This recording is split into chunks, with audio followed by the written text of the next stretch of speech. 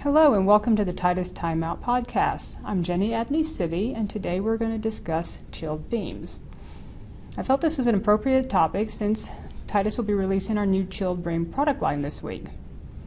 Like underfloor and displacement ventilation systems, which I've discussed in previous podcasts, chilled beams also came from Europe where they've been used for quite a while. In the US, they're fairly new but are gaining popularity as well. Chilled beams are basically what they sound like, beams that are chilled by cold water. They use convection to provide cooling into a space. There are two kinds of chilled beams, passive and active chilled beams. Passive chilled beams have no supply air inlet. They use natural convection currents to cool the space, and a separate system is used to provide the ventilation air for the space. Active chilled beams have a supply air inlet for ventilation. So let's look at these two types of beams, starting with the passive beam. So let's look at a passive chilled beam. They're always mounted below the ceiling, and they are essentially a casing around a water coil with openings in the top and bottom for air to pass through. This is our water coil right here. Now warm air in the room will rise to the ceiling. Next it'll pass into the chill beam, through the water coil, and into the space to provide cooling. As I said, there's no supply air on a passive chill beam, so you have to have a separate system providing ventilation air to meet your ASHRAE 62.1 requirements.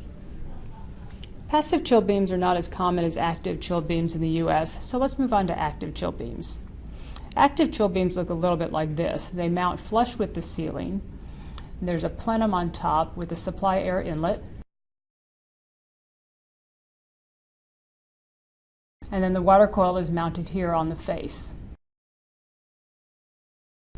There are rows of nozzles along the inside of the plenum to allow air to go from the plenum into the cooling coil section of the unit. So let's look at how this works. Your ventilation air will come in through the inlet and will go through the nozzles and then out slots in the face of the diffuser.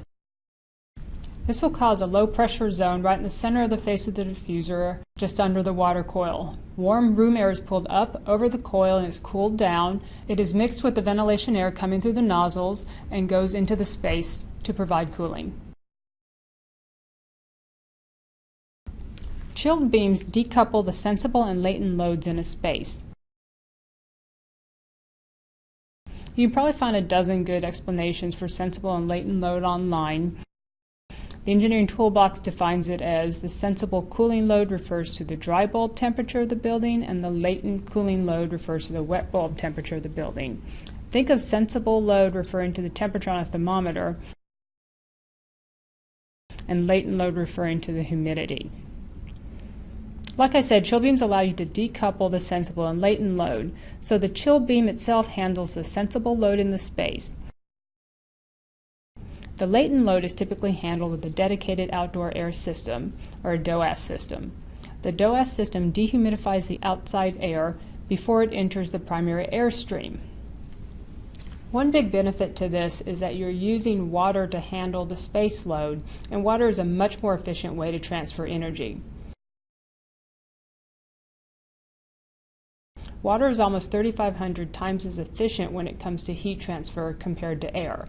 Think of it like this: if a specific volume of air can transfer this much energy, then the same volume of water can transfer this much energy. Now, it's probably not to scale, but you get the picture. Let's make a little room here. Stated another way, a 1-inch water pipe transports the same heating and cooling capacities as an 18 by 18-inch ductwork.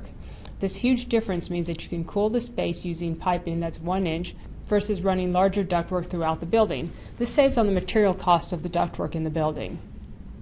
It should also cost you less to transport that energy through the 1-inch pipe than the 18 by 18-inch ductwork.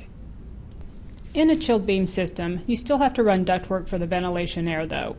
But even though there is ductwork, it is much smaller because you only bring in enough air to handle the ventilation requirements, not handle the entire load of the space. The ductwork is more likely to be about 5 or 8 inches coming into the chilled beam supply air inlet.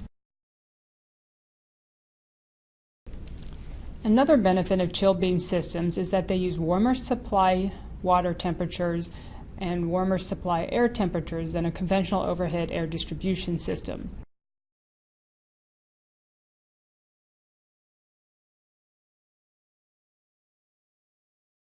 For instance, the supply air temperature of a chill beam system would be between 61 to 66 degrees Fahrenheit compared to 50 to 55 degrees in a conventional system.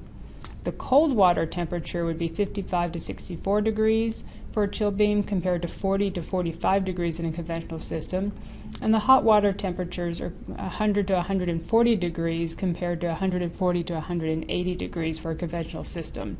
This warmer cooling temperature and colder heating temperatures will reduce the energy usage of the building. So that's an overview of how chilled beams work.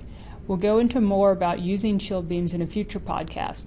Don't forget to subscribe to our YouTube channel, and thanks for taking the time out with us.